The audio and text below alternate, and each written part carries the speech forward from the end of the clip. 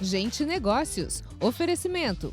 Grant Thornton. Transformar é necessário, evoluir é essencial. Lide Litoral Paulista. Quem é líder, participa. E Andi Futebol. Aprovada pelos apaixonados por futebol. Olá, seja muito bem-vindo ao Gente Negócios, que hoje vai contar a história do Antônio Pires Gomes, presidente do Sindicato de Panificação e Confeitaria da Baixada Santista e Vale do Ribeira. Bom dia, Toninho, seja muito bem-vindo, como vai? Bom dia, obrigado pelo convite, é um prazer poder participar do programa e contar um pouquinho do setor de panificação, que é um importante setor econômico aqui da nossa região. Bom dia, Jarbas, seja muito bem-vindo também, como vai? Bem, obrigado, Roberto, é um prazer receber o Toninho, que é uma dessas jovens lideranças que vem fazendo um trabalho excelente à frente do sindicato. Então vamos conhecer agora um pouquinho quem é o Toninho. Conta pra gente, Toninho. O Toninho, ele é filho de panificador, meu pai já está há 54 anos no setor de panificação. Trabalhei com ele enquanto menino, né, como adolescente, empresa familiar, mas quis o destino que eu seguisse outros rumos. Fui trabalhar por 15 anos em multinacionais, Souza Cruz, Itim, São Paulo, no Rio. E depois desse período, acabei voltando para a cidade, onde eu tenho outros negócios, e acabei assumindo a padaria que até então era do meu pai. A gente comprou a parte que era do sócio. E a minha história de panificação, para valer mesmo, começou aí há 7 anos atrás. Mas você teve a interferência do seu pai na sua infância? Assim, eu desde menino sempre trabalhei. Eu com 15 anos já ficava na padaria e fiquei na padaria para a família toda poder ir para Portugal. Teve uma das vezes que eu fiquei trabalhando com 15 anos para eles poderem ir. Mas claro que eu tive a influência, mas acho que o meu irmão, que é meu sócio, fala muito isso. Acho que o sucesso se deu porque foi uma opção, não foi uma sucessão imposta pela família. A gente seguiu caminhos diferentes, o meu irmão também. Em algum momento da vida, nós convergimos para que a gente assumisse então o negócio familiar. Eu acho que esse é o grande desafio, né, Jarbas? Quando a gente sei que tem muitos contatos, né, com empresários, isso que o Toninho mencionou realmente é muito importante, né? Você ir para o seu negócio como vocação, não por imposição ou porque é a herança familiar, né? É porque tem prazer em trabalhar e tem interesse. Sim. Quando você vai trabalhar obrigado, você não tem interesse, você não vai conseguir fazer bem feito. Nesse caso, não fica tudo muito mais fácil. Agora, uma pergunta bem curiosa, Toninho. Por que toda a padaria é de português ou teve quem originou era um português? Eu não conheço padaria de italiano, nem de argentino, Não, mas nem de chinês. Tem padaria de italiano aqui em Santos, ali na Costa, Palácio do Pão. Tem de holandês na Praia Grande. Então isso está desmistificando, mas é uma verdade que existe uma concentração muito grande aí da colônia portuguesa no setor. Sinceramente, eu não sei te dar uma resposta por isso, mas acredito que a cultura portuguesa é uma cultura de muito trabalho. Padaria é uma atividade comercial que demanda muito do empresário, né, do comerciante. Então, acho que foram esses dois cenários que fizeram esse casamento. E como você falou, em toda atividade você precisa gostar do que faz. Eu acredito que na panificação ainda mais, porque você trabalha de segunda a segunda, das 6 da manhã às 22 horas, ainda fica a gente trabalhando na padaria de madrugada. Então, eu acho que quem não gosta do que faz tem vida curta, e numa atividade que te demanda tanto, a vida é ainda mais curta. Então, quem está na panificação fala sempre com muito amor aí a profissão. Voltando na questão dos negócios familiares, Toninho, você falou, né, que veio do seu pai, né, todo esse histórico, mas foi uma escolha sua e do seu irmão. O que a gente vê aqui na nossa região, principalmente, são empresas muito fortes, empresas familiares, mas que às vezes não conseguiram transformar ou passar essa paixão para os sucessores, né, e acaba às vezes se perdendo a essência da empresa. O que o seu pai passou para vocês que despertou essa paixão pelo negócio? Eu acho que... Uma boa pergunta. Nunca me fizeram essa pergunta. Eu acho que o amor ao que ele fazia, a profissão que ele tinha, acho que essa dedicação, o trabalho da gente ter acompanhado ainda enquanto criança, adolescente, que não era fácil, que as conquistas que nós tínhamos, elas vinham através de muito trabalho. Então, acho que eu e meu irmão, quando a gente assumiu a responsabilidade de dar continuidade junto ao meu pai, ele permanece lá na empresa familiar, a gente sabia que a gente também estava indo para uma atividade que tinha um tempo integral de dedicação. Acho que foi isso, acho que foi a questão do trabalho, que não é fácil. Jarbas, qual é o tipo de pão que você mais gosta? Eu gosto mais do pão francês, que é aqui a média, né? Que é interessante, né? Eu não sou de Santos e aqui média para mim era o café com leite. Mas aqui não, aqui o pão é a média. Agora, minha mulher adora um cará. Então, para ela tem que ser pão de cará. Esse ponto aí, Toninho, que é muito interessante, também não sou daqui, vim de Florianópolis, lá era pão de sal, né? O pão de trigo, desculpa. O pão de trigo, todo pão, meu marido fala, cara, todo pão é de trigo. Eu falei, não, mas lá pão de trigo é a média de vocês. Em Porto Alegre é cacetinho, cada lugar é um nome diferente. Isso. Por que isso, gente? É muito específico, média aqui, eu também levaria um café com leite. No Brasil, se eu não me engano, são 27 nomes que se dão aí por mesma região coisa. para o pão francês. E ele só é chamado de média aqui na nossa região. E a gente adotou isso como nome e é algo muito específico, muito nosso. Assim como o pão de cará. Na verdade, eu acho que a relação do santista ou do caiçara como um todo, junto à padaria, é uma relação muito próxima. Eu costumo falar que toda e qualquer outra atividade comercial, você é mais um. Você vai no supermercado, você é mais um cliente. Na padaria, quando você entra, o atendente sabe o seu nome, sabe se você gosta do pão mais moreno, mais branquinho, da ponta, do meio, se é com manteiga, é na chapa, é prensado. Então, acho que esse, para mim, é o grande diferencial da padaria, essa relação muito próxima com o cliente. O meu pai, que já está há 54 anos, está atendendo a terceira geração. Muitas vezes, a padaria é o lugar onde seu filho vai primeira vez sozinho, vai sair sozinho, ele vai até a padaria, você dá o dinheiro, vai lá, porque a padaria é um ambiente familiar. Quem está lá na padaria, o dono está sempre à frente do negócio, ele sabe aquela criança de quem que é. O marido está vindo do trabalho, passa e pergunta, minha esposa já passou, já comprou pão, então tem essa relação muito próxima. A padaria hoje, e pelo próprio desenvolvimento do negócio, é a extensão da nossa casa.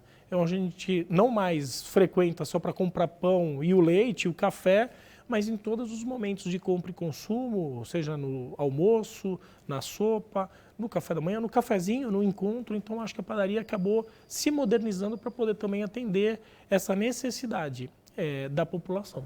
E especificamente aqui na região, eu acho que é um ponto muito forte que as pessoas tomam café da manhã na padaria. Né? Uma característica daqui, eu vou na padaria tomar café. Né? Vira um ponto de encontro, na verdade. Isso eu já acho que não é um comportamento só aqui do caiçara. Em São Paulo, as padarias acabaram se desenvolvendo muito no atendimento em mesa e a gente também acabou adquirindo esse comportamento. Então, hoje, você vai à padaria, não é tomar o café, você vai ali por entretenimento, você vai ali naquele momento familiar e isso acabou acontecendo, se desenvolvendo ainda mais com as áreas de consumo dentro das padarias. Eu há pouco tive com um brasileiro radicado nos Estados Unidos, até já participou do nosso programa aqui, o Jefferson Michaelis, trazido pela Roberta, e ele falou da qualidade das padarias aqui em Santos. Ele estava encantado, e ele é uma pessoa que veio de São Paulo, depois fez toda a história de vida nos Estados Unidos, mas que lá não existe isso. Então, é muito característico que a gente está pegando esse modelo de São Paulo, né? As padarias, como a gente conhece no Brasil, não existe em nenhum lugar do mundo. No restante do mundo, a padaria ela trabalha muito mais com os produtos de fabricação própria e somente esse portfólio de produtos. Aqui no Brasil, a gente acabou desenvolvendo como a extensão da casa. Eu costumo fazer um comparativo. As lojas de conveniência no Brasil não têm a força que tem nos Estados Unidos, por exemplo, porque as padarias acabaram ocupando um pouco esse espaço. Hoje as padarias têm estacionamento, têm um portfólio de produtos enorme para poder atender. Numa das multinacionais que eu trabalhei, a gente fazia muito esse comparativo, que várias bandeiras de lojas de conveniência americanas tentaram vir para o mercado brasileiro algumas vezes e não se desenvolveu muito em função que as padarias já tinham ocupado um espaço em termos de capilaridade, que você tem padaria em todos os bairros, em todas as localidades da cidade e do país. Então, eu vejo isso. Assim. Por isso, essa relação tão próxima, porque é a extensão da nossa casa de fato. Agora, Toninho, você falou dessa quantidade de oferta, né, de produtos que hoje são oferecidos dentro de uma padaria. Se a gente for comparar, por exemplo, na primeira padaria do seu pai, na padaria que vocês têm hoje, Como é que você explicaria esse crescimento e essa mudança? A gente vê vários segmentos da economia, né? Vários setores tiveram que se reinventar, né? Alguns desapareceram, outros tiveram que se reinventar. A parte criativa é a mais importante. O que aconteceu com a padaria nesse sentido? A padaria, não diferente dos outros segmentos, também teve que se reinventar. Eu acho que quando, alguns anos atrás, a venda do pão e o pão congelado começou em outras atividades que não a padaria, o setor sentiu um pouco e começou a buscar novas soluções. E foi a partir daí que eu acho que a padaria começou a introduzir novos produtos. Não mais pensando só no pão e no leite, mas diferenciações de pães, variedade e também de outros produtos e serviços, como almoço, como pizza, sopa. A sopa, por exemplo, eu costumo falar que as padarias se apropriaram muito desse serviço. Hoje, quando está um pouco mais frio e a gente pensa em tomar uma sopa, um caldo, você pensa em qual padaria eu vou. Você não pensa em restaurante, você não pensa numa outra atividade. Então, foram segmentos e nichos que as padarias começaram a trabalhar, acho que em virtude desse cenário da venda de pães, também em outros estabelecimentos comerciais. A gente vai para um rápido intervalo e na sequência a gente vai falar um pouquinho sobre o sindicato. Não sai daí, um minutinho. A gente volta já já. O que nos move e nos transporta para o futuro. Dinamismo para acompanhar as evoluções tecnológicas e os novos modelos de negócios. Dinamismo para inovar. Se superar as expectativas é importante para você, é importante para nós também. Oferecemos soluções completas para potencializar o crescimento sustentável do seu negócio e projetá-lo para o futuro. Esteja onde estiver, conte com a gente.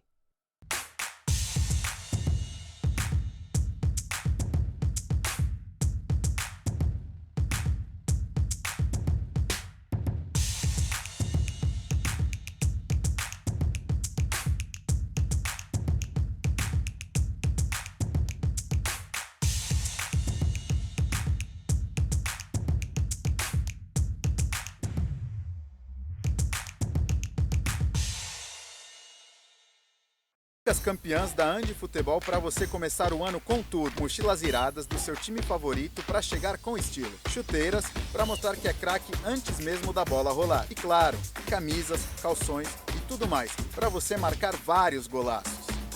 Andi Futebol, aprovada pelos apaixonados por futebol.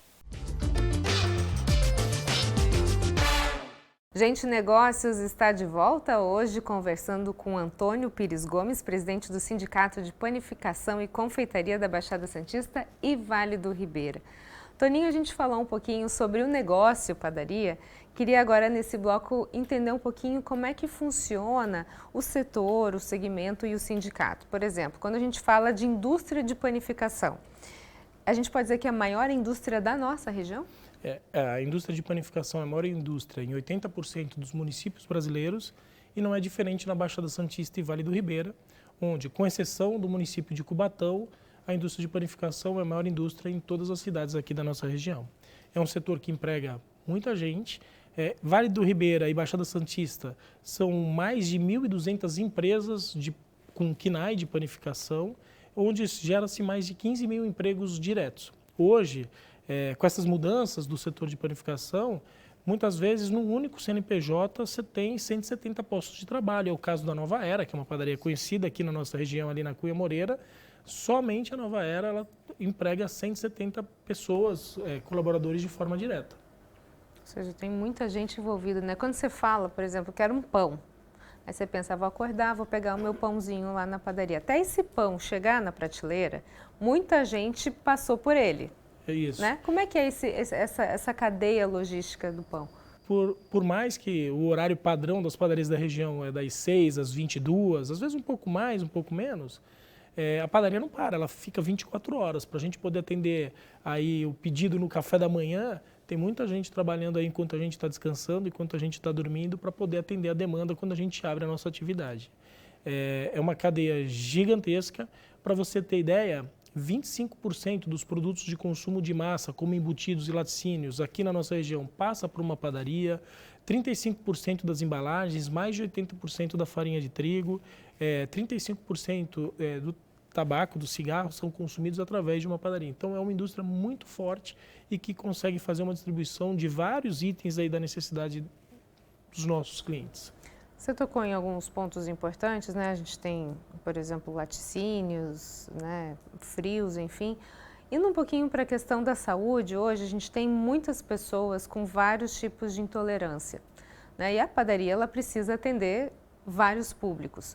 Como é que você faz, por exemplo, para fazer de repente um pão sem leite, né? Ou um pão que não tenha o cruzamento dessa substância, a questão do glúten? Você tem uma capacitação específica nesse segmento? Uma padaria tradicional não consegue produzir um produto sem glúten. Então, muitas vezes, as padarias têm produtos industrializados, sem glúten, sem lactose. Nós temos uma única padaria, fica na Alexandre Herculano, se eu não me engano, o número 71 ou 81, posso estar errado, procurem, que é uma padaria que só possui produtos sem lactose e sem glúten. Para você ter ideia, uma padaria, o glúten ele permanece no ar.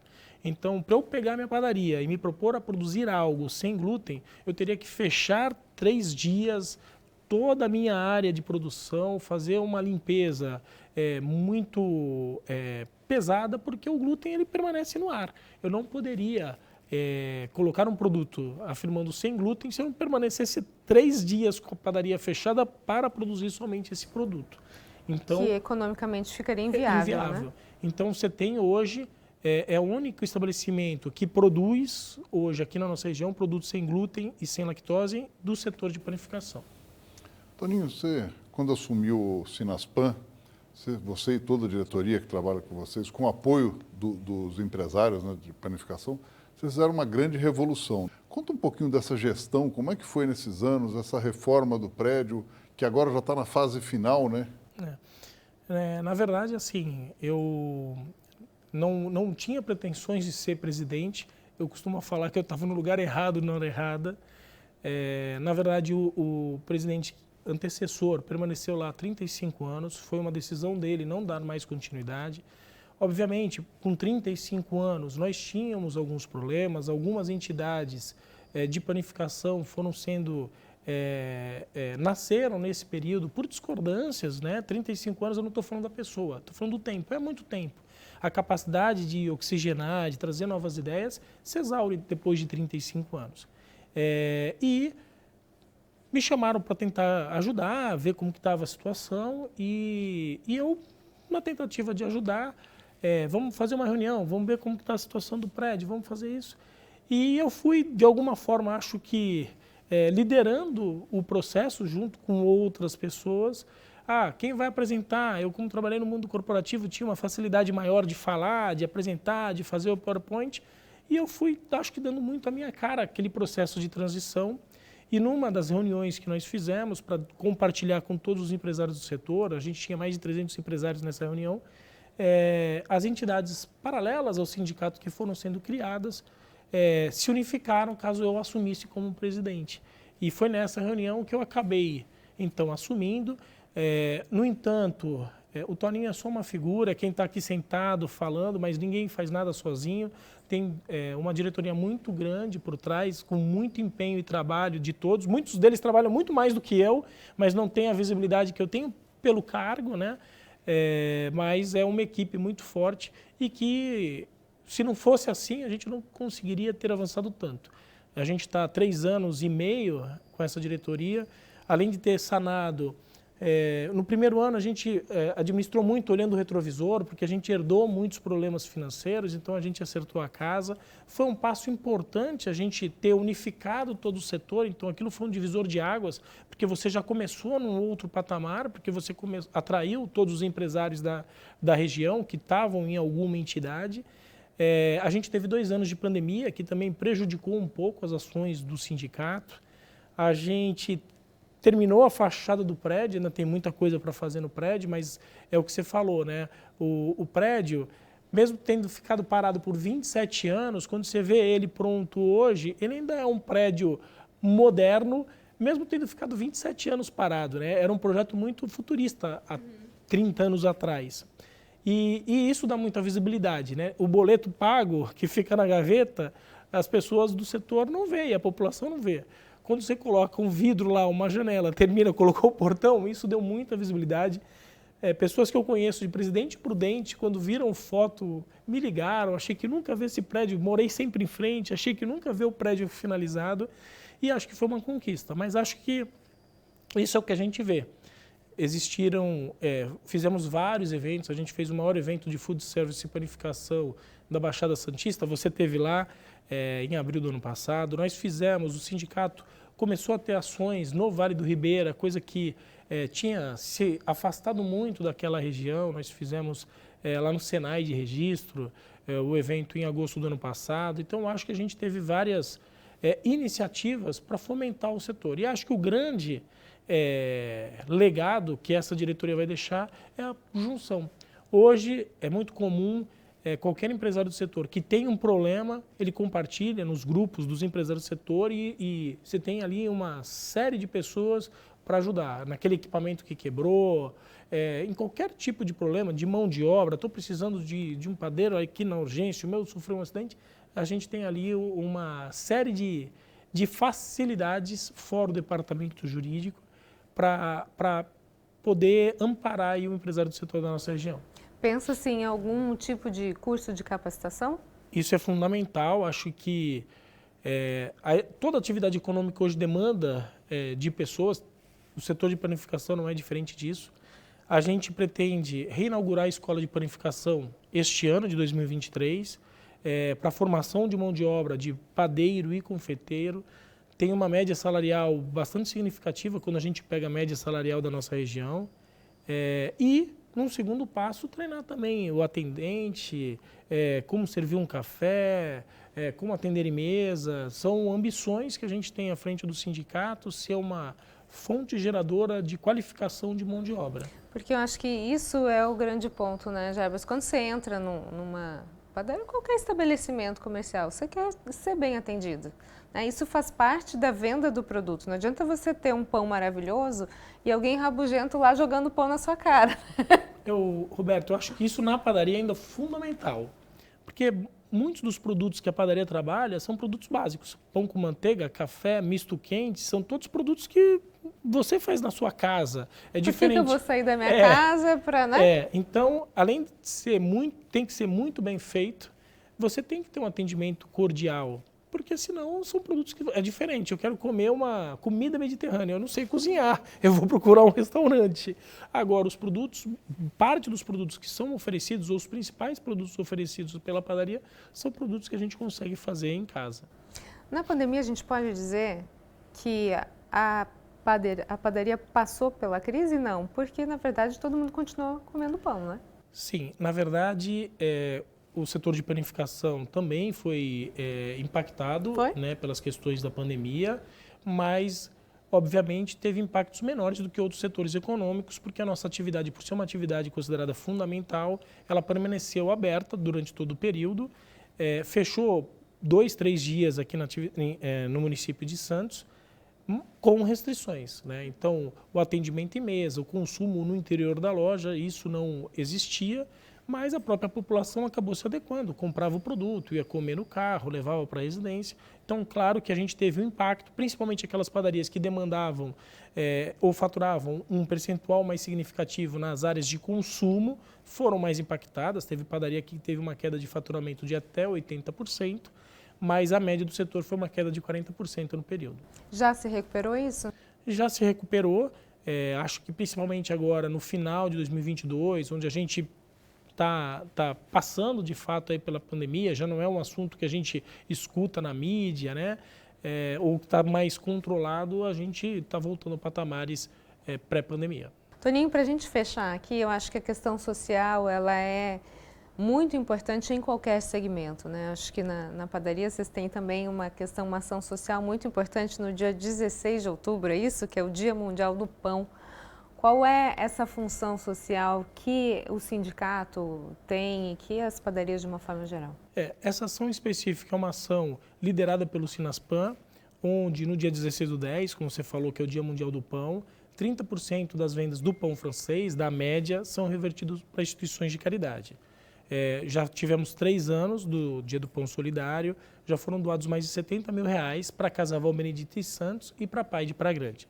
Mas é importante dizer também que a padaria, que está muito dentro do bairro, dentro das comunidades, ela já desenvolve esse papel, muitas vezes sem essa estrutura, mas a creche que fica ali próximo, a quermesse que vai ter na escola e que é uma doação de pão. Então, as padarias já têm esse papel, porque está muito inserida ali dentro do bairro, tem um contato muito grande com as pessoas ali da proximidade.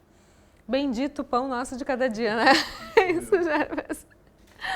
Toninho, muito obrigada pelas suas informações, sucesso para você, parabéns, que nunca falte o pão nosso de cada dia. Que assim seja. Mais uma vez, obrigado pelo convite, foi um prazer participar e foi uma alegria. Como eu falei, a gente ama o que faz, então eu ficaria aqui horas e horas e horas falando de panificação e de pão. Muito obrigada. Obrigada, Jarbas. Obrigado, Roberto. Obrigado, Toninho. Gente, Negócios fica por aqui. Muito obrigada pela sua companhia. Fique agora com a programação da TV Tati Band Litoral e bom pãozinho para você.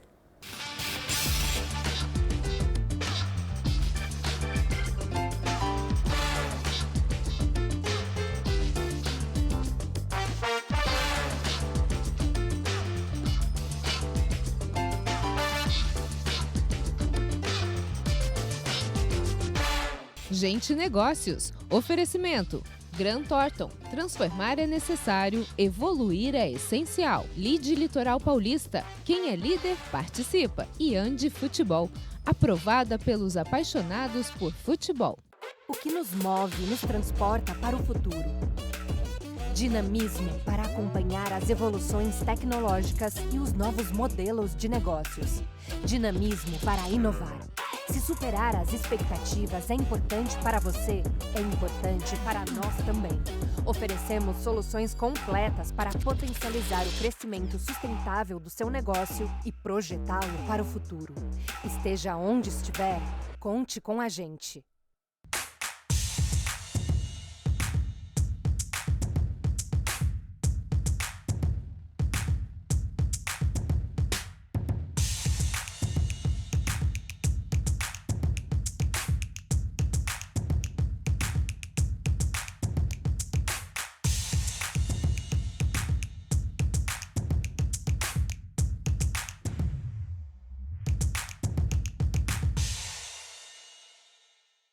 As campeãs da Andi Futebol para você começar o ano com tudo. Mochilas iradas do seu time favorito para chegar com estilo. Chuteiras para mostrar que é craque antes mesmo da bola rolar. E claro, camisas, calções e tudo mais para você marcar vários golaços.